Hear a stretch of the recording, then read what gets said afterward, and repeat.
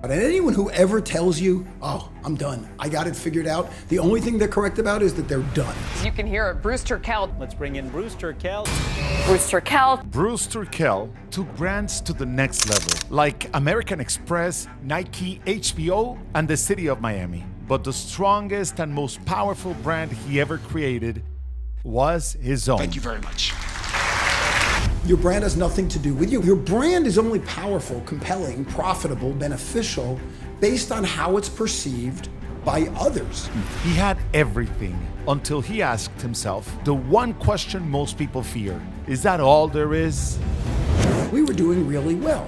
So if I kept doing that, what would happen? We would do well-er. We would have another office, another client, hire more people. What difference does it make? Then he quit again, this time from a high-profile TV job. He's going to be very, very aggressive. It's never been good to separate children from their parents. I have children. I understand that you got a lot of hate mail, you got a lot of people leaving you voicemails, and you decided, crazy enough, and I'm sorry to tell you this, to start calling people back. You're not the first one to tell me I mean, that. if I'm starting my career from scratch, it's a must that I have to be unable to be able to stand out.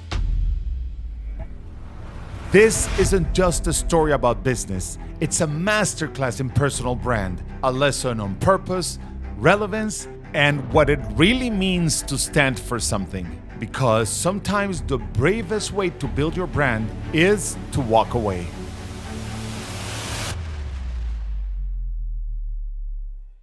Bruce Turkel, you are a branding guru. You've been around the world helping people and companies, especially brand themselves. You know, American Express, Bacardi, the city of Miami.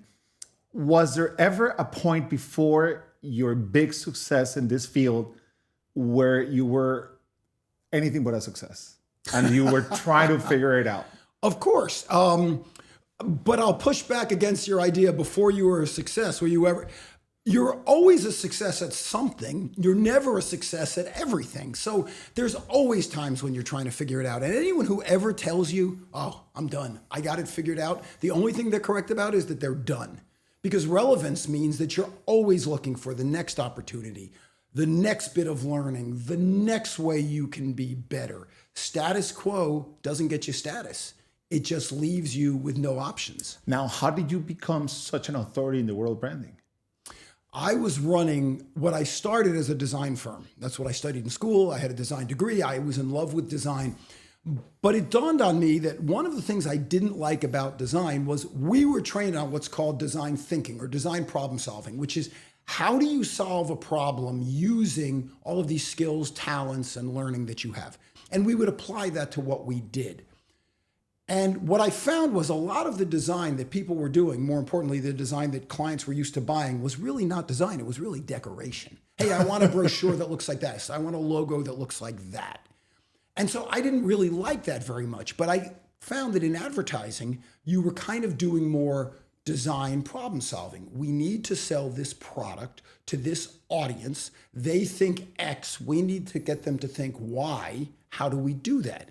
And then the design served the function of how do we move the ball forward? I really liked that. And so I kind of morphed into that. So we were an advertising agency, but specializing in well-designed advertising, if that makes sense. How old were you when this whole quest started? I started the business when I was too young to know better. As my father said, it was the confidence of ignorance. I was 25 when I started the business. And I would start to wonder why we were so good at what we did. Why didn't we get some of these bigger pieces of business? So that was all going on at the same time. I was probably in my mid-30s by then. But the other thing I realized was as we started working with more and more companies and bigger and better companies, the companies that really understood what they were doing weren't selling what they were doing. I know it's ironic. It's odd to hear. And it took me a long time to notice it. But what they were selling was their consumer, and maybe more importantly, their potential consumers' perception of what they were selling. Very different than what they were actually doing. You have to be good at what you sell, your product, your service, whatever it is. But once you are, you're just another product or service. The real trick was figuring out how to change people's perception, to make them want what you sold, regardless of what it was. And At the time, I don't think anybody was using the term, but that's really what branding was all about. And this was before the turn of the century. It was 1990s. And so we kind of morphed into what I called a brand management firm. Nobody really knew what that was at the time. Stupidly, I didn't buy brand.com or I didn't trademark the word, and I wrote a book called Building Brand Value. And it was all about how do you get better at selling whatever it is you're trying to sell, at accomplishing whatever it is you want to accomplish without changing what you actually do. Because again, I was assuming that if you're paying attention to this, you're already good at that. If you're not a good podcast host, if you're not a good dentist, if you're not a good watchmaker, I can't help you. I don't know how to do those things. But once you are good, you're still not reaching your potential. I can help with that because I can say, okay, you put on a great podcast or you build a great automobile or you have a great tourism destination. Why don't people think so? And so that's what we started to do. Based on that, I realized over time, it wasn't simply about products and services. It was about people. It was about people's lives. So I wrote a book called All About Them, which was how do you create this all about them mindset where even though you're excellent at what you do, you're not talking about yourself. You're talking about why you matter to them. So just to make sure I get this right, I can have a strength, whatever that is. And maybe there's somebody watching or listening that is in their 20s and they're trying to figure it out in life. And they're good at sports, for example. And I may be very good at sports, but if I'm not getting the traction that I want in my career, there's a part of that has to do with the perception that other people have about my own talent, right? Of course. Which is what you're trying to sell as a branding expert. And then when we try to build that perception, it cannot be about me, but it has to be about what I can do for somebody else. Exactly. Did I get it right? Yeah, you nailed it. Because most people don't get the second part. I will get up on a stage and I'll say, believe it or not, your brand has nothing to do with you. And people give you, your older viewers or listeners will understand this. Remember Scooby-Doo? And Scooby-Doo would go, "Erp," and that's what they do. They go, what? Your brand has nothing to do with you. Well, that's not entirely true. It has something to do with you. But your brand is only powerful, compelling, profitable, beneficial based on how it's perceived by others. Okay. Otherwise, you are that proverbial tree in the forest that falls and nobody hears it. Did it make a sound? I don't know if it did or not, but the answer is it doesn't matter. It's irrelevant. We already talked about relevance. You need to keep moving forward in order to be relevant, and you need to be relevant to others if you're going to be successful yourself. Okay. Now, you run this very successful agency in general, and then you ask yourself a question which is fascinating, which is all that there is? You start wondering if everything you have done really makes any sense, or why is it that you're doing it? And you know what? It's fascinating because when you're in a position when you can ask yourself, is that all there is? Other people see it like, oh my God, he had it all figured out and now he's questioning himself. Well, come on. Everybody goes through that. First of all, what you see in yourself is not what everybody else sees. And there have been stories, there have been fables, there have been songs for years written about that. There's the famous poem about Edward Corey. I can't recite the whole poem, but the whole idea is that Edward Corey was this very wealthy man in this little town, and he had everything, and he had all the girls, and he had the best jobs and the best clothes and the best manners. And then the narrator says, but we go home to our little existence and we don't have enough food and we work so hard. But Edward Corey was a gentleman and he was all these things. And then one day Edward Corey went home and put a bullet in his head. Oof. And people go, wait, he had everything. Why did he do that? Now that's both literal, he actually killed himself, but it's also metaphorical. Why did he end what he was doing? And it's because on some level you realize exactly what my question is. Is that all there is? I had grown the agency to a certain size, my partner and I, and all the people who worked with us, and we were successful. We certainly weren't the biggest, but we also weren't the smallest. We had multiple offices in Latin America. We had good clients. We were doing really well. So if I kept doing that, what would happen? We would do well-er. We would have another office, another client, hire more people. At some point, what difference does it make? There has to be more in order to stay interested, stay relevant moving forward. So what's the old saying that if the only tool you have is a hammer, every solution is a nail, right? So I was a marketing guy, so I did market research, and I went out and spoke to ultimately 47 people who had successfully changed their lives. And I asked them, why did you change your life? How did you change your life? What did you learn? And of those 40, I wrote the stories of 14 of them. And that's when I wrote the book, Is That All There Is? And I talked about what these different people did. Some people did things that you might read it and go, oh my goodness, that's what I'm going to do.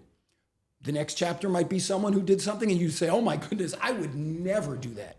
But both of them are very valuable because they both help you kind of follow best practices. We all stand on the shoulders of giants. None of us are figuring this out by ourselves.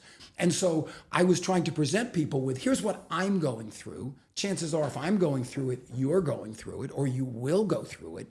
And here are solutions. What did all these people have in common? Where did these people disagree? And what can I learn from it? And then what can you learn from it? Now, what was the personal outcome after questioning yourself like that, talking to 40 plus people, publishing the stories of several of them? What was your personal outcome after that? Well, I learned a bunch of things. Number one, I learned I didn't want to keep doing what I was doing. It's all I ever wanted to do. And I have no regrets that I did it. I'm sorry it didn't grow bigger, stronger, or whatever. But so I had to figure out a way then to unravel it. And we had been in business 32 years. We had these multiple offices. I had a partner who I loved. We'd been partners for 30 years. I had people who worked with me who I loved. So how was I going to take that all apart, or at least remove myself from it, and do it in a way that I thought was honorable? Obviously, I couldn't do it the way everybody wanted it done. I had a very specific goal in mind.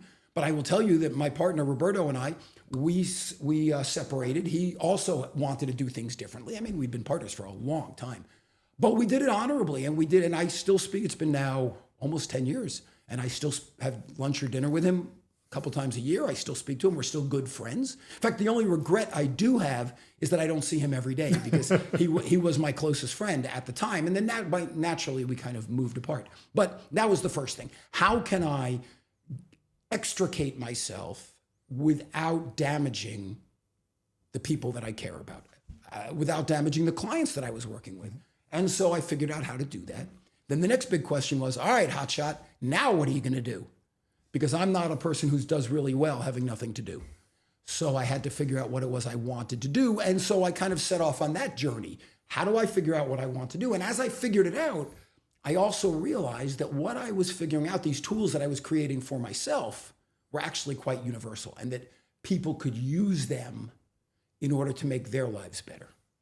So you pivot in your career, and there's a few things that you do, and obviously you start speaking a lot about personal branding and more of a personal impact in the world, etc. One of the things that you did for a while was you became a Fox News commentator, which was fascinating and interesting. And I remember seeing a clip where you were, for example, talking about the Republican National Convention when Trump was presented for the first time, and how it became a marketing thing, and how you explained, how it was done, etc. But then time goes by, a couple of years go by, and you say, I quit. And you quit in a very public way that got you into a lot of trouble. But first, why did you quit? I mean, because for somebody listening or watching, being in a good position, this, you and I have been speaking for a couple of minutes only, and this will be the second story that I share about you where you quit from something very successful. So why did you quit in this instance from Fox News? So I have a question. What's the lesson there? So I'll answer all your questions, Yeah. but I have a question. Does the fact that we've talked about two things that I walked away from, does that say something about me walking away, or about you being interested in asking that question? I'm just very interested because I think a lot of people that are in their process and their pursuit of success have a really hard time understanding why someone quits from success. Well, they were very different reasons. But in the case of Fox and Fox Business, I was on, I think, over 400 times. And I always tried to take a 50,000-foot view. There are people on both sides of the aisle. You're on one side, I'm on one side. We might be on the same, we might be on different sides. But that's not why I was there. My job there, in my opinion, was to dissect what was going on. And say, look, this just happened. Whether it was Coca-Cola changing their brand, or as you pointed out, Donald Trump being nominated by the Republican National Conference or committee, or whatever it was. I wasn't saying whether I thought that was right, wrong, good, or bad, regardless of my personal opinion. What I was trying to say was, why did this happen? What can you learn from if you watch this? If you take this piece of woven fabric and you unweave it, what's going on here? And what can you learn from? I love teaching. I love that idea. How can I give you value? And things were happening all the time with with different lawsuits, with different brand things, with advertising campaigns. And I think most people watching, they didn't have my background, so they didn't really know why these things were happening. And I wanted to say, let me put it in simple language. Here's what just happened. Now, here's how you could benefit. Maybe there's a business opportunity for you. Maybe you need to look at the stock. I didn't tell people what to do, but I was trying to share understanding. And then there was a time when, based on the immigration issue from the first Trump presidency, they were separating at the border, separating parents from their children. And the children were going into cages, you might recall, and the parents were being deported. And there's still, I think, hundreds of kids who have not been reconnected with their parents. And they were saying on this channel that this was a good thing, that the kids were getting education and they were getting air conditioning and all these things they didn't necessarily have, which wasn't true. Up until that point, they had never told me what to say on Fox. I never had an issue. They were as nice as could be. I always told them my opinion, but I couldn't sit next to people who were saying that out loud. Look, it wasn't good when Native Americans and their children were separated. It wasn't good in Nazi Germany when Jewish parents and their children were separated. It wasn't good in this country when during the Second World War, when Japanese citizens and their children were separated. It wasn't good during slavery. It's never been good to separate children from their parents. I have children. There was just no way that I could sit there and work with these people when they were saying that out loud. That's not a political point of view. Mm-hmm. They said plenty of things I didn't agree with, and they said plenty of things I did agree with. This was at another level that it just violated my values. I couldn't go home and look at the life I give my children and say, how can I condone what else is going on?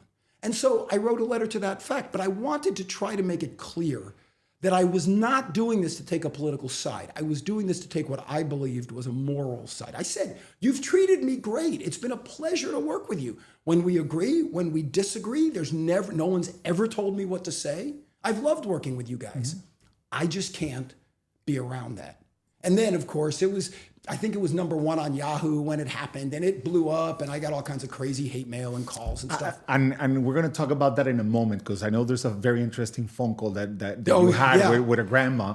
But before I ask you that, we live in a world that is very competitive, more than ever. Things move faster than ever. Right. The younger generation has a harder time than ever finding entry-level jobs, trying to find a career, trying to find a path. And I'm sure there are many people that are listening or watching now that may see themselves in a situation where they don't morally agree with things that are happening at the company they work for, or the business partner, or their clients, if they finally found their first client in their company. How do you tackle that when there's a financial need behind it and you feel like, oh my God, I really don't want to lose my job, but these people are horrible, or these people are, maybe they're great, but I just don't agree with them? I love that question, because if you listen to most of the influencers, the people who talk about these things, they'll say, you have to be your own person, you have to sleep with yourself, you have to maintain your values. All of that is true until you say, yeah, but my kid's tuition is due tomorrow, my mortgage is due, in which case, do your job, because you have levels of responsibilities. And when other people depend on you, you have a job to do. However, don't just go back and quietly do your job and then think, well, I got to do my job because I have to pay the mortgage. Actively work on figuring out what else you're going to do. I remember my son coming home one day from his job, and he was upset because his boss told him to do something that was not in his job description. And I said, so did you do it? He said, no, she has no right to tell me to do that. I said, she doesn't? He said, of course not. It's not my job, and she has no right. I said, Danny, let me ask you a question. Whose signature is on your paycheck? And he said, hers. I said, then she has every right to do it because she's paying you for your time. You have every right to say no, but then don't expect to work there anymore. Mm-hmm. I used to have people come into my office and say, I'm not happy with my job, blah, blah, blah. I want to be doing this, that, or the other thing. And I'd say, listen, I respect that. That's great. I'm glad you have that level of ambition. I don't need you doing this, that, or the other thing. I need you doing what you were hired for. So you have a choice. You can go back and do your job with the understanding that we will look for opportunities for you. However, we still need to get that job done. Or you can say to me, no, I'm going to go pursue that, and I love you and I'll miss you, and that's the way it works. I had one guy who came to me and he said, I think I need to go back to graduate school. I want to go get my MBA. I love working here, but I want to get my MBA. What should I do? I said, as your friend, as sort of your mentor, I think that's great. I think going to graduate school, getting your MBA, pursuing your dreams, I think that's great. I think you should do it. As your boss, shut up and go back to work, right? Two things can be true at once. Yeah. You can be offended by what's your boss, what's going on, what they're asking you to do, and you can need your job. Those things are not mutually exclusive. There's no such thing as work-life balance. That is hogwash. You know what? If you work too much, work less. If you need more money, work more. Or decide that you want less. Or figure out how to work smarter. Something's got to give. But never believe that anybody cares that you have any degree of work-life balance or that it's actually something you can work towards. Because to your point, something's got to give. I think one of the problems that these younger workers you talk about have is with the influence of social media, of influencers, of all these things we look at, we tend to believe that what we see is the way everybody lives. You can have anything, but you can't have everything. So if you're entry level, you've got a job, you're looking for a job, but you also want a Rolex, a Ferrari, a hot boyfriend or girlfriend, you want a six-pack, you want kids that love you, you want a beautiful house. Those aren't things that happen all at once. It's unlikely, actually, that anybody has all those things. But we look at them and we think you can have all those things, and then we think you can't be happy without them. None of that is true. You work towards things. You do some things right, you do some things wrong, you make some mistakes, you fix the mistakes, and you move forward. As far as finding a job or not finding a job, first of all, the most important thing is to get hired. There's a famous, very famous architect, and he built the Chippendale building in New York, the AT&T building. He built all these incredible, or designed all these incredible buildings. And he taught a class at Harvard in the graduate architecture school. Philip Johnson was his name. And he asked the class, what's the most important thing about architecture? So the first student raises his hand, he says yes, and the answer is something like, the most important thing is to build a structure that builds on the architectural history and quality of the past, but moves architecture forward into the future. And Johnson said, that's not it. Next person. The most important thing is to create a structure that fits into the community, that works with the community, with the traffic patterns, with all of that. No, that's not it. The most important thing is to use technologies. No. The most important thing is to build a building that doesn't harm the environment and maybe it can actually help. No. The most important thing is to build a building that comes in on budget, whatever. They went through every possible answer. And finally, he said, the most important thing about architecture is getting the job. Because if you don't get the job, none of that other stuff matters.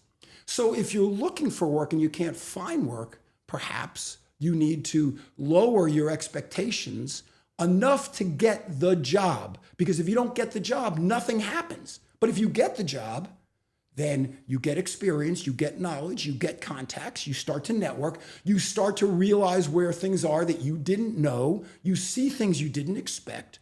Your first job's not your last job. You have opportunity to move up, to move on.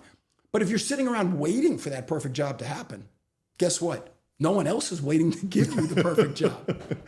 Interesting. Starting something on your own can feel very overwhelming, especially if you're not sure where to begin. You have the drive, the dream, but no roadmap. That's exactly why Univista Franchise exists. It's not just a proven business. It's a system that already helps hundreds of people start successful insurance agencies across the country. With over 260 locations, Univista gives you a turnkey model. That means the brand, the training, the support, the technology, it's already built. So you just bring your ambition. You don't need to be an insurance expert. You don't even need prior experience. They'll guide you every step of the way, from launch to long-term growth. Many franchisees have even grown into having multiple offices, and the startup costs lower than you'd expect for something this solid. I've known Univista's president, Ivan Herrera, for years, and I've seen lives change through this model. So visit univistafranchise.com to explore if this could be your next move. Seriously, univistafranchise.com. This could be the opportunity you've been waiting for. Let's go back for a moment to your open letter when you resigned from Fox, because I think that there's a lesson there that has to do with understanding each other. I understand that you got a lot of hate mail. You got a lot of people leaving you voicemails. And you decided, crazy enough, and I'm sorry to tell you this, to start calling people back. You're not the first one to tell me I mean, that. I have to tell you, it's crazy to think that somebody who leaves you an aggressive voicemail is somebody that you may want to dial their number and come back and try to get an explanation. But I know there's a story about a very particular grandma that you started, very aggressively, and you ended up spending an hour on the phone with her. Yeah, well, I didn't start aggressively. She did. What happened was, first of all, this was back in 2016. We weren't in the climate we're in now. I didn't think of it as a dangerous thing to do. I was just so curious why people would be so offended that I chose the position I chose. Again, you could agree with me or disagree with me, but why would you care so much about something I did that you would make these calls? And some of them were violent and threatening and everything else. What's more, I ended the letter with saying, listen, you're going to keep doing the station. You're going to keep doing what you do. I just don't want to be a part of it. And here's the truth. You're not going to notice I'm gone because you'll find someone else to take my job. And nobody watching is going to notice I'm gone. I wasn't a celebrity. Nobody's going to say, hey, where is that guy? I said, but I'll know that I'm not there anymore. And that's enough for me. So I would get these calls, and I would, with cell phones, you get the phone number, you know where they called from. And I would try calling back because I just wanted to say, I'm not going to argue with you. I just want to know. I'm a marketing guy. I want to understand people. I want to know what you're so upset about. Most of the phone, nobody answered. If they did and I tell them who I was, they would hang up. But one woman said, yes, I called you, and she started really ripping into me about it. And I said, I don't understand what you're so upset about. Well, and she just started cursing me out. And I said, where am I calling you? I don't recognize this area code. And she told me. And I said, why do you live there? Are you from there? She said, no, I'm an Air Force brat. She said, my father was in the Air Force and we moved all the time. I said, oh, my father was in the Air Force too. In fact, the reason I live in Miami, my father was from New York, but when he enlisted in the Air Force, he was sent first to Pensacola and then to Miami. Miami International Airport was a military base, and my dad was sent there. And so then he went back to New York, he met my mother, and they moved to Miami Beach, and that's where I was born. I said, wow, so we have that in common. We both lived somewhere because our fathers were in the Air Force. Oh, she says, what rank was your dad? All of a sudden, we're not having the conversation of this, someone who's very angry and someone who's kind of surprised. Now we're talking about a human thing. And then somehow something came up about kids. I have 2 children. She was raising her 2 grandchildren because her daughter had had a terrible drug problem and had been arrested and was going to be put in jail, and the kids were going to go into the foster program. So when she said that, I said, so I don't understand something. And don't get me wrong here. I'm not judging, but you took care of your grandchildren because you didn't want them to be separated from their family. I stepped down from the TV network because I didn't think it was right to separate children from their family. We both believe the same thing. Why are you so upset? And she said, I live on minimum wage and handouts. I can't believe you would quit such a good job. It had nothing to do with the signal. It had nothing to do with the issue. It had nothing to do with anything other than the fact that she found it offensive that I would walk away from the money that she thought I was making. She had no idea what I was making. How would she know? I didn't write it in the letter. I didn't say, and there's nowhere to look it up. For all she knew, I was volunteering every day. She had no idea. But she saw that as this kind of well-paying elite job. So whereas I thought the reason was political, it was actually my own perceived privilege, that I had the privilege to walk away from this job because I had another business. So for me, that was not a consideration. Whereas she never would get the opportunity, to your point earlier, she'd never get the opportunity to live her values because she would have needed the job. That's what she was offended by. Wow.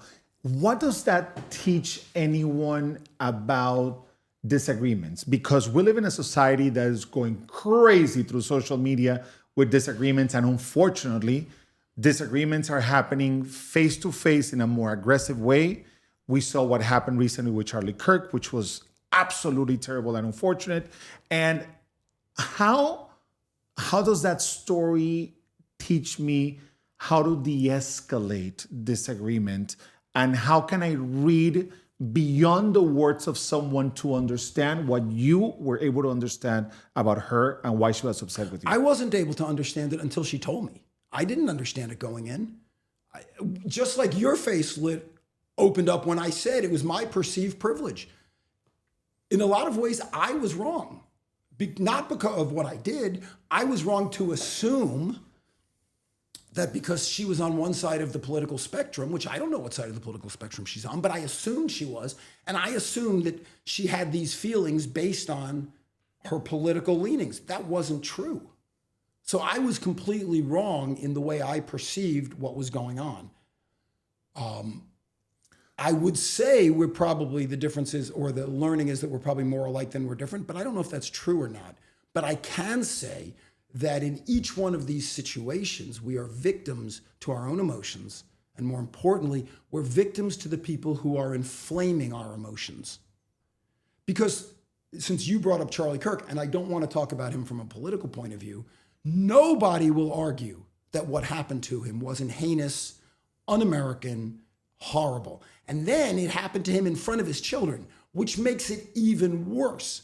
And I haven't heard any of the criticism, the famous criticism. Of course, there's idiots who say anything, but the people who have gotten in trouble for this, I haven't heard any of them who said anything other than the way he was killed was horrible, but, and remember, two things can be true at once. The way he was killed was horrible, and this person doesn't agree with what he had said. Or the way he was killed is horrible, and this person agrees with what he had said.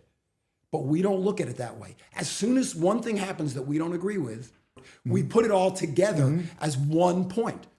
But multiple things can be true at once. Regardless of what you think of the guy, regardless of what you think of what he did, regardless of you think of his ideology or his intentions, his murder was a heinous crime against him, his family, humanity, and the American way, because he has the right to free speech. Free speech is more important when I disagree than when I agree. But we don't think about that. We only think about the part of him that we either loved or hated, and therefore we're either pleased or offended by what happened. And that's ridiculous, but it means we're not embracing human understanding. We're just looking at what people say, and we are being victimized by the smarter, they're marketing people, I'm embarrassed to admit, who are using our own emotions to make us vote against our own best interests. So how do I de-escalate a disagreement, trying to understand what the other person's perception, going back to how we started, is about me? And how do I find a common ground when the emotions are prevailing? Ask questions. Stop making assumptions and ask questions. I kept asking her questions. I was curious. I truly was curious. I wasn't upset about what had happened. I couldn't understand it. Why would someone take the time, the energy, the heartache? Because, you know, when you yell at someone, it doesn't just hurt them, it also hurts you. It's not fun. I mean, yes, we both know a guy or two who it is fun for. But for most people, it's difficult to do that. So I was just so curious. Why was she so angry? And so I was sincerely asking her questions, and I set the ground rules. I'm not calling to disagree with you. I'm not calling to argue with you. I just want to ask you some questions because I honestly want to understand what drove you to do what you did. I don't think she believed me up front because she was too angry. To your point of de-escalation, that only came when I asked questions, and through those questions, we found common ground. And through that common ground, you know, we could both talk about our dads. She must have loved her dad. I must have loved my dad. And therefore, we talked about our fathers, and they both did the same thing. Oh, where was your dad stationed? Where was your dad stationed? That's funny. Were they in the same time? No, she was older than me, so maybe not. But it's too bad. It's crazy. I wonder if they ever knew each other. I wonder, right? We don't know. And then we talked about our children. I have 2 children. She was raising 2 she has 2 children, but is raising 2 grandchildren. So we could talk about them. We had common ground. Once we had common ground, I could then say to her, okay, now can you tell me without being upset, just explain to me what was going through your head? And then when that happens, you have to be willing to listen and to say, I never thought of it that way. I had to be willing to say, wow, I came from a position where it would never dawn on me to be involved in an organization that did something that I found reprehensible. But I'm very lucky. And there's other people who don't have that option. Mm-hmm. Now, when you try to understand people, I'm trying to think of those that are trying to find their voice, people that are trying to build a personal brand, people that are trying to become known in a specific field. What you refer to on this conversation with the lady speaks a lot about how, aggressiveness being the thing that sells in this day and age. It seems like if you want to be able to sell something, if you want to get people's attention, it sounds like you have to have very strong point of views, try to, have differences, have to fight with people, argue over social media. If I'm starting from scratch, I'm starting my career from scratch, my business from scratch, I'm trying to get my first 5 clients in this day and age, can I be a good guy, or is it a must that I have to be an asshole to be able to stand out? Well, you asked, that's a great provocative question, but you asked a bunch of questions inside of it, because you talked about personal brand. You talked about finding your voice. Finding your voice is a really important thing, that when you pursue that line of questioning, what you're going to discover is that you had your voice all along. You just didn't realize it. I can give you an example. I've always drawn, been an artist. Since I was a little kid, I would sit in every class, I would draw the teacher, I would draw everything. I have hundreds of notebooks from when I was in 2nd grade until yesterday, just full of drawings.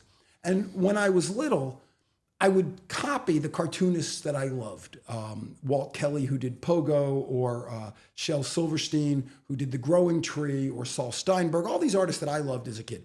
And I would try to draw stuff like they drew it. And if I go back to those notebooks, I can see, I was copying Will Eisner there, I was copying Don Martin there. I would always do that.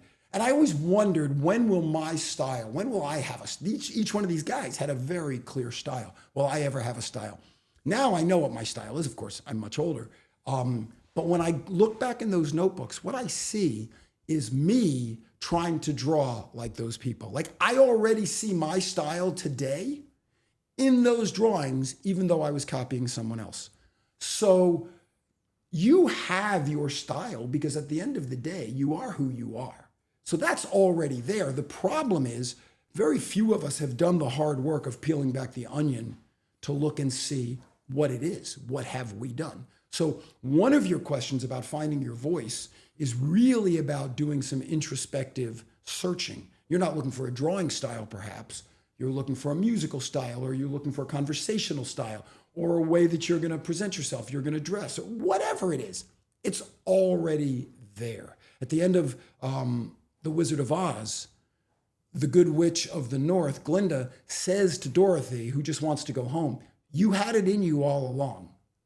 All you had to do was say there's no place like home. The reason she wasn't home was because she thought she hated being home, until she went to this other fantasy world and then thought, oh my God, I want to go home. She had it in her all along. She just didn't know it. And I would say that that's true for all of us. We, at some nuclear level, we know who we are. We've just covered it over the years with success and failure and things we're proud of, and scar tissue, and how we hide from people, and what we present, that we don't see it anymore. So it takes some work to figure that out. Then you asked, okay, so if you're starting a business from scratch, there's all this yelling and screaming going on. Do you have to yell and scream and be? Well, first of all, if that's not who you are, you're not going to be particularly good at it.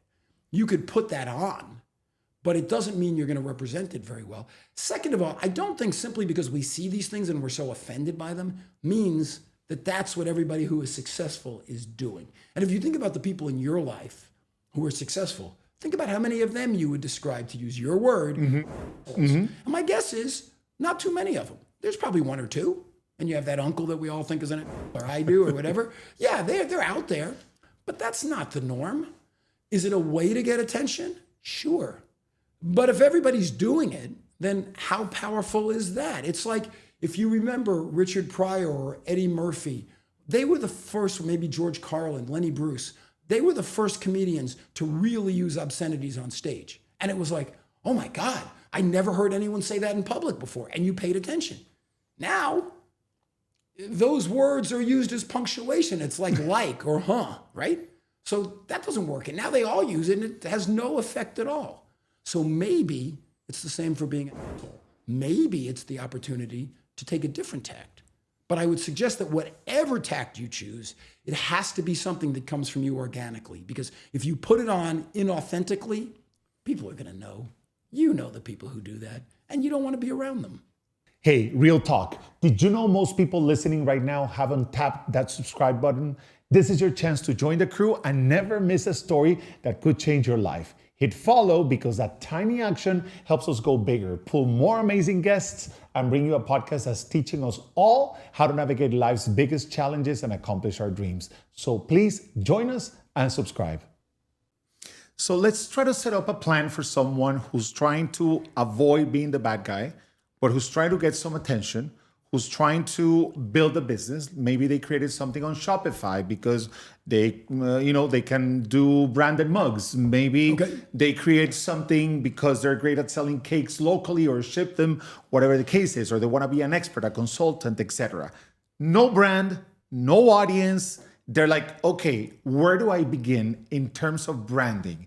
If they had, to really work on their brand for 7 days, or of course it takes a lot longer than that, but what are the pillars that I have to cover and look into to start building a solid personal brand for the future? Great. So regardless of the business, now let's back up for a minute. When you're talking about putting things on mugs on the internet, it's probably price and delivery. Mm-hmm. There are some places where you're not going to win with your personal brand because nobody cares.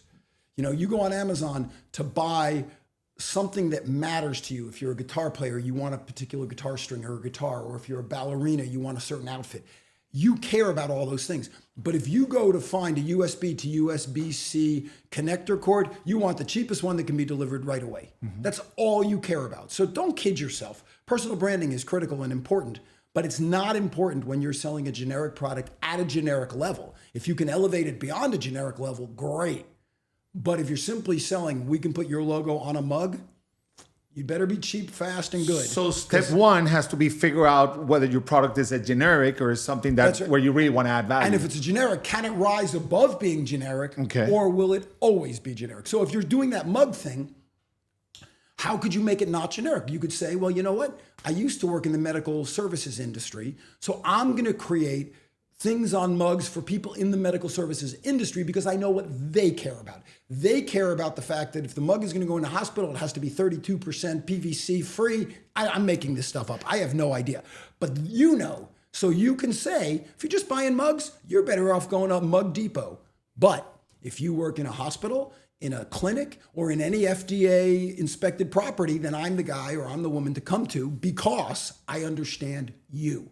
And that's the key. Remember I said earlier, all about them. Nobody cares what you do.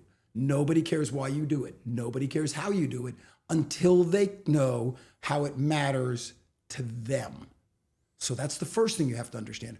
Who is your target audience? I can't tell you how many people I talk to, lawyers, people who want to do keynote speeches like I do, or any business. And I say, okay, before you tell me how good you are at what you do and what you do, who is your most active audience? Who has the most potential? Who has the highest propensity to buy your services? And they'll go, oh, everybody. Oh, yeah, you don't have a business, right? Because you can't sell to everybody. So who are they? Well, so I mostly sell to professionals who are 35 plus who are an X. Okay, now we're starting to see what they look like. What do those people care about? They have different needs and desires than someone just out of school or someone who's in retirement. So it's critical to know who you're selling to, or if you're just starting out, who you want to be selling to and what they care about. If you came to me and you said this mug is 32% PFC free, I'd say, okay, A, I don't care. B, I don't know what PFC is, right? Right? But if you went to someone in that laboratory, they'd say, oh, where have you been my whole life? That's what I need. I've been looking for you, right? Right. Why didn't you find me sooner? So number one, all about them. Know who they are. Know what they care about. Then you also have to know yourself. What do you bring to the table? I don't like when especially young job seekers or just out of school are told by someone, follow your passion. Because your passion is not profitable. It might be profitable, but it also might not be profitable. If you want to follow your passion, that's great. Go do it. But don't expect you're going to make a living from it. You know that there's no profession in the world except for one that you can put the word starving in front of. And people take it as a matter of course. You've never heard someone called a starving lawyer or a starving chef or a starving gardener or a starving podcast host. But starving artist, people say it like it's nothing, right? Oh yeah, you want to be a starving artist. Because if your passion is art, good for you. You might turn into Brito or Murakami or Rembrandt, or you might be Van Gogh who dies penniless because you're pursuing a passion. But just because it's your passion doesn't mean anyone else cares. However, there is a way to look at yourself and say, what am I really good at? Not what am I passionate about, but what am I really good at? And if you can figure out what you're really good at and really work to sharpen that saw, to hone that blade, to become exceptional at something, then there's an opportunity. Because, as you said, it's competitive, people are angry and loud, but if you're exceptional, things happen. You get opportunities. You can win the game. So you need to understand, what is it I'm exceptional at? And then what is it that whomever I want to go after needs? By the way, that audience doesn't have to be people who are going to buy your product. It could be an employer if you're trying to get a job. If I'm interviewing with you to be your producer, what am I exceptional at? And then what is it you need? If I tell you, well, I am exceptional at running all the wiring and everything else, and you say, look around, studio's done. I don't need anyone to run wiring. I haven't brought you anything of value. But if I say, I'm really exceptional at producing the whole program so you can come in, sit across from someone, make eye contact, ask these great questions, then you can go home or go play golf or go take care of your kids or whatever it is you want to do, you're going to say, oh, I like this guy. Right. So here's the key. It's a very simple statement. It's easy to say, but it's hard to do. It's simple, but it's not simplistic. Good brands make people feel good, but great brands make people feel good about themselves. Good brands make people feel good, but great brands make people feel good about themselves. So I can make you feel good by saying, I'm really good at this and I can run your wiring and do all that. Oh, that's nice. That's good. Yeah, we have a good studio. Or I can make you feel good about yourself by saying, I can do all that so you can leave and you could be a better parent because you can spend more time with your kids. Or you can be a better son because you can sit with your mother or whatever. I don't know you well enough to know what matters to you. But if my first step is all about them, you have to know who they are, right? I have to know what you care about. I have to know what gets you up in the morning. I have to know what keeps you up in the middle of the night. And if I know those things and I know what I'm good at, I can figure out where the intersection is. And if I can figure that out, then you're golden. So it's what they call the market product fit, basically, right? I mean, when one thing gets attached to the other. Now, you mentioned Brito. Brito was sitting right there on that chair 2 weeks ago. And one of his biggest messages to people was, don't give up. Is it fair to say that you may advise people to take that piece of advice with a grain of salt? Like there's a point in which you may want to give up?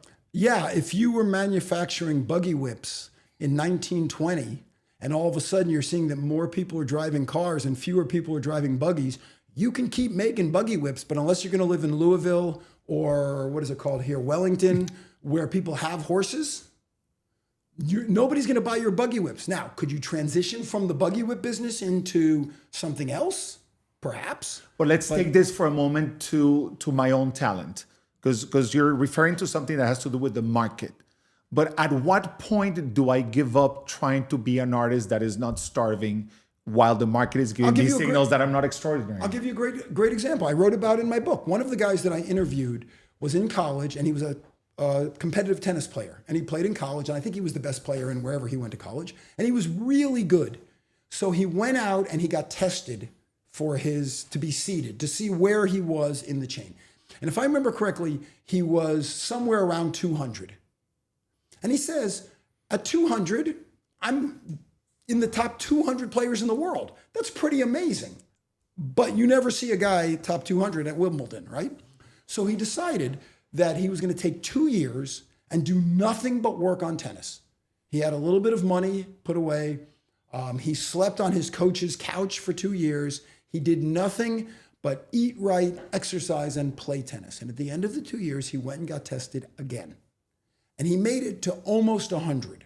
I think 120 or something. So he says, I worked at nothing but tennis for 2 years. I got twice as good, which is pretty amazing, right? I went from 200 to 118 or 120. He said, but at 120, that means I could be the tennis pro at a really nice club in Fort Lauderdale. He said, you've never seen anyone at 120 playing in Wimbledon. And he said, as hard as it is to get from 200 to 120, it's twice as hard to go from 120 to 100. And then it's twice as hard to go from 100 to 50 and from 50. So he realized that he could keep doing this, but he was never going to be a competitive professional tennis player. So Romero said, don't quit. Should he have quit or not? What he did was he looked at what he was good at. And what he was good at was discipline. He did all the work he needed to do. So where could he work where he could put his discipline to work? He understood tennis. He understood players. He understood coaches. So where could he work that he could put that to use? And he went into the sports marketing business and he built a huge sports marketing company. They were in the Chrysler building in New York City, and they had this big office that took up a whole floor. You're talking about this same tennis player. The same guy. Because he said, I know tennis. I know everything about tennis. I know the players. I know what they want. I can speak their language. I'm one of them. So I get it. Plus, I know how disciplined I am, that I'll do the work, that I will show up every day, that I'll go out and sell. And he did that. And he built this company, which he then sold. And now he owns a company called Sports Ed TV that online has hundreds of videos of tennis, cricket, weightlifting, basketball. Now they're getting into pickleball. And he built a business around what he knew. He knows the kids who want to be better. He took it from a local thing to a national thing to it being international. The reason he has cricket and weightlifting is because maybe they're not huge in this country, but in Asia and Africa, weightlifting is off the charts. And in any country from the British colonial days, cricket is the most prevalent sport. He didn't know anything about cricket. But what I'm gathering is that basically we live in a world where even if you are not the tennis player, there's a way to stay within the tennis world in the many ways of content creation, representing events. I mean, there are ways to stay within the realm that you're passionate about without necessarily having to be the tennis player. Well, I'm not going to use passionate. I'm going to say exceptional. but yes. And so the question is, if Romero was sitting here, so did my friend quit? Well, he quit trying to be a professional tennis player. But did he quit? No, he never gave up. So I do take a little bit of exception because don't quit is an easy thing to say from someone who's reached the kind of levels of success that he has reached. Now, he reached it by not quitting, but that doesn't mean there's plenty of people who didn't quit and then didn't reach that level of success. I think you do have to have a good, dispassionate inventory of your skill sets and your opportunities. I've heard Scott Galloway say that you need to make sure that you're getting signals with flying colors, that you're actually something in that world and that you really can get the potential. Otherwise, look the other way. As my grandfather used to say, if 3 people tell you you're drunk, go lay down. Right? You need to be paying attention to what else is going on besides your own perception. Absolutely. Because when you're drunk, you don't think you're drunk. We go back to perception where we started, right? Yeah. Hey, I am a one-trick pony. I told you that. The only tool you have is a hammer. Every solution is a nail. It's a nail. So let's look at warning signs in this day and age, because the other day I was actually watching somebody who has made it very big in the business world, especially in online marketing, Ty Lopez, where he was saying that he believes that in the world that we live in today, there are 2 routes in terms of opportunity. And one, he calls it to be the AI route, honing into AI, understanding AI, and getting into any business as long as you're using AI, or a personal brand. So he was basically saying that you're either an AI techie person that can understand AI and use it to your benefit to build a business, or you become someone who's absolutely relevant and you become the Taylor Swift of your own business, your own industry. First, do you agree with that? And then how should I try to keep up both with the trends of AI and the personal brand to stay relevant and be able to grow a business? So I agree with it. However, it's not original to him. That actually comes from Peter Drucker, who was probably the #1 business consultant in history. And Peter Drucker said the only two things any company has for opportunity is innovation and branding, marketing. Innovation, because it's figuring out what you're going to do differently and what's next. This Thai fellow, I don't know him, but he obviously has now narrowed innovation down to being AI, right? And then personal branding, marketing, whatever you want to call it. So yeah, I do agree. And I would say anybody who is not looking at AI or is only whining about AI or talking about how terrible AI is missing the big picture. I mean, we used to say not too many years ago, this whole internet thing, it's going to catch on, right? Yeah. It's going to be big. We used to try to get our clients to do websites in like 1998, and they'd say, why? And I would say, I don't know. But you need a website. But you need one, and we'll only charge you our cost because we need to learn how to do them. So we'll do this together, and you'll have one, and it won't be right, but we'll figure it out. Because clearly something's happening, and I want to be a part of it. And what you don't want to do is play catch up. So I'd say it's the same with AI. You need to figure out what AI is, why it matters to you, how to use it, and how you can incorporate it into what you're doing and who you are. If you can code and do those other things, even better, because then you can start building things within the world of AI. And as far as the personal branding message goes, personal branding as a term to me tends to be too simplistic. I think it's a lot deeper than that. It's what we've been talking about. You have to understand who you're talking to, why you matter in their life, all of those things. But yeah, without that, then you are genericized. Then you're a worker bee. Then you're a drone. In a law firm or in an accounting firm or an architecture firm, any professional firm, there's 3 layers of professionals. There's the person who finds the clients, there's the person who keeps the clients, and the person who does the work.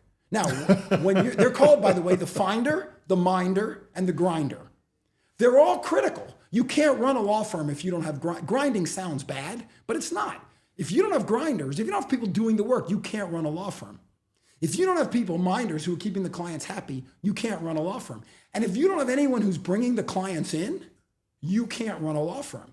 But think about law school. In law school, they only teach you how to be a grinder. They teach you the law, whether it's real estate law or divorce law or bankruptcy law. They teach you how to be a lawyer. They don't teach you how to bring in clients. Maybe some of the more advanced schools do, but I don't think so. It's like med school and nutrition, same thing. So my wife is a nurse practitioner. So she's very big on nutrition and all of the holistic parts of your health. And the doctors that she has worked with in the past, not who she works with now, they knew nothing about that, nor did they care. And they would never even ask. So you're absolutely right. So there's those multiple layers. So personal branding is critical. Knowing AI is critical. But there's a lot more to it than that. I think we have a tendency with what we do to simplify, to say these things. Romero says, don't quit. Tai Lopez says, branding and AI. And if you think about any celebrity throughout history, you can think of something they say. I have not yet begun to fight. You can think of all these famous things that they say. I am not a crook. I did not have sex with that woman. Whatever it is. That's all we remember from very complex people who did very complex things. Well, you can't blame them. They're trying to brand themselves. No. I don't think I did not have sex with that woman with someone trying to brand themselves. That being said, you're right. That was involuntary branding. That's a great term. There is a lot of that, isn't there?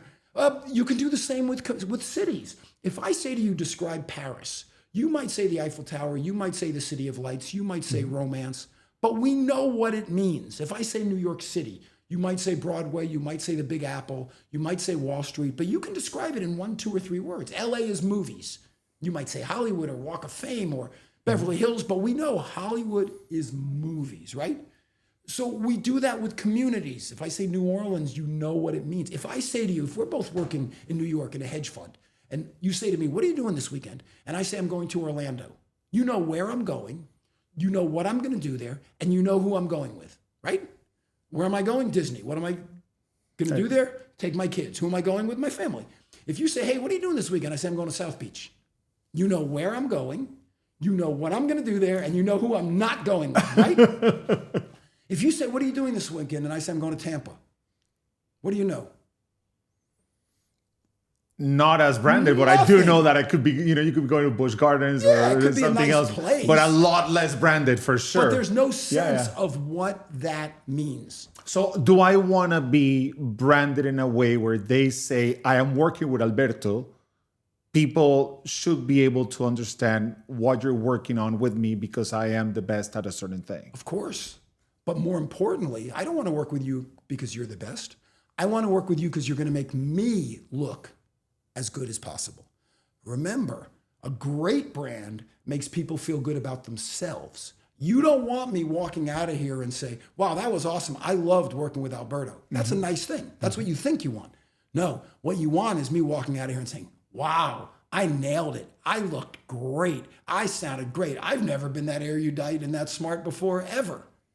How did that happen? Because you know how to ask questions. I told you no one else was privy to this because you and I were chatting before we started, but I do a lot of these. And there's only two kinds of people really that you do them with. The people who never read my books, don't know who I am, didn't look me up, or the people who did all of that. And I will say you are not only in the second camp, but you're at the exceptional level of that. The fact that you just sit there and smile the whole time and you pay attention and you listen, that's much rarer than you know.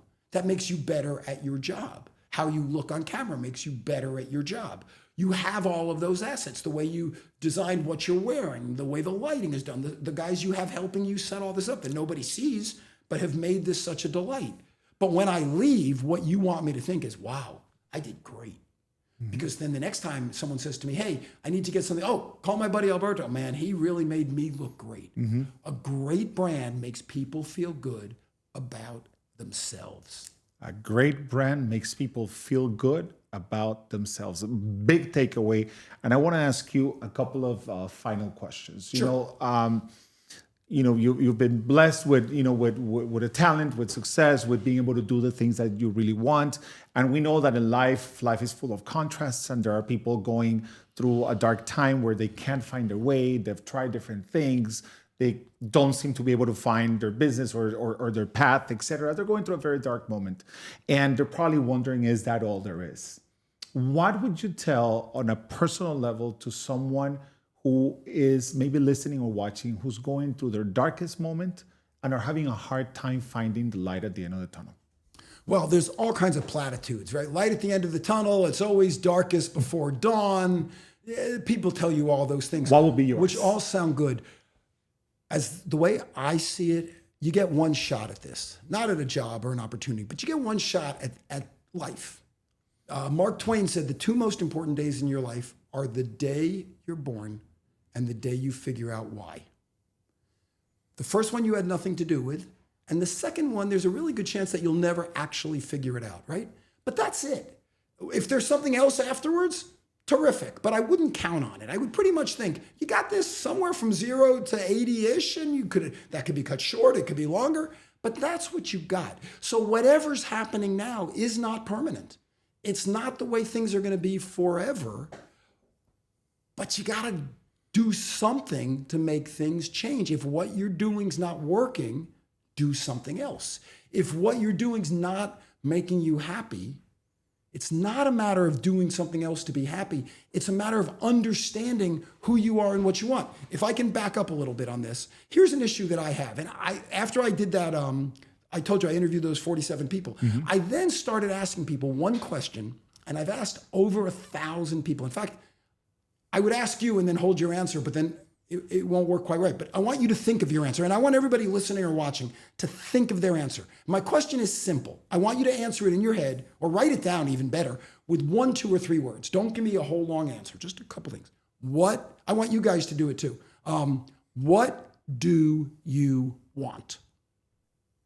Think about that for a minute. It should pop right into your head. It's you. This is all about you. What do you want? And I will tell you, this is not a magic trick. You gave one of 3 or 4 answers. You either said, I want to be rich.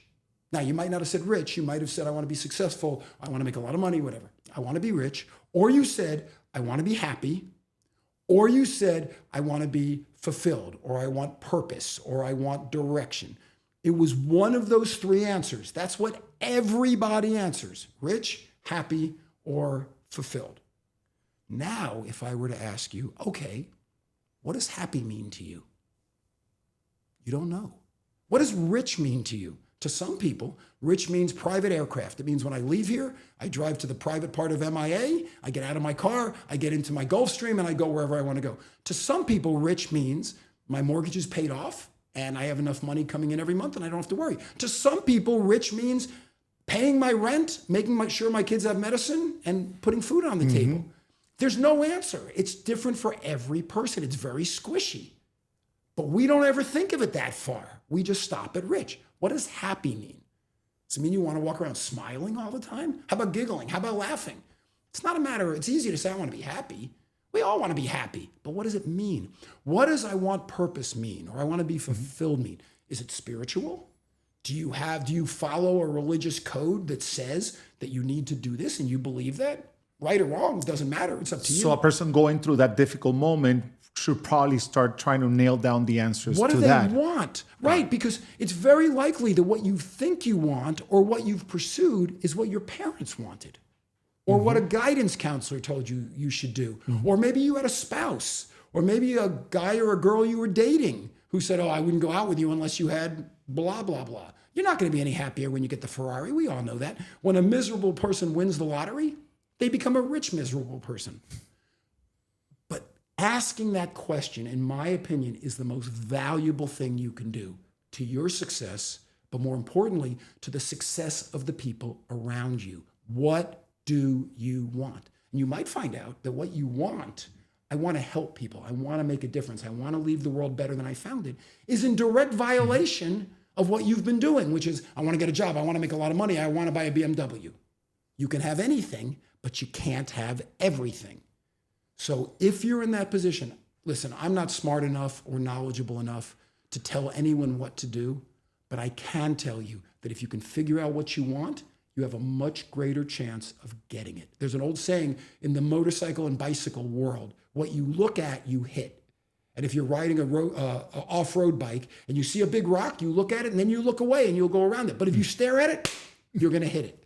Well, it's the same with your life. What you look at, you hit. So if you know what you want, there's a heck of a lot more chance that you're going to get it than if you're going through life, I want to be happy and I want to be rich. Final question. Let's imagine and project ourselves to 100 years from now. Let's assume that Google still exists. Somehow they managed to make it to the ChatGPT era, right? And somebody Googles Bruce Turkel. What would you want those top first results to say about you? 4 words. Actually, I guess I have to add 5 because I'm going in past tense, but he lived his own life. He lived his own life. My advice to everyone I talk to is live your own life. Don't live somebody else's life. Bruce, I am so grateful that we had this conversation. I think that it all started with my interest in understanding branding, personal branding, and helping a lot of people brand themselves. And it turned into a conversation about purpose, about perception, about connection with other people, and especially about wondering, is that all there is? So thank you so much for joining us on the podcast and for bringing great life lessons. And thank you especially for your intention, because I can see how everything that you have done in your life, in your career, has had the intention of making someone's life better. And you're definitely accomplishing that every day. That's very sweet of you. Intention is a thing I talk about a lot. And that's exactly what my intention is, to make it all about them. So their life is better because I was there. This was great. It was a great experience. You're really good at what you do. Thank you for inviting me. I appreciate it. Thank you for coming.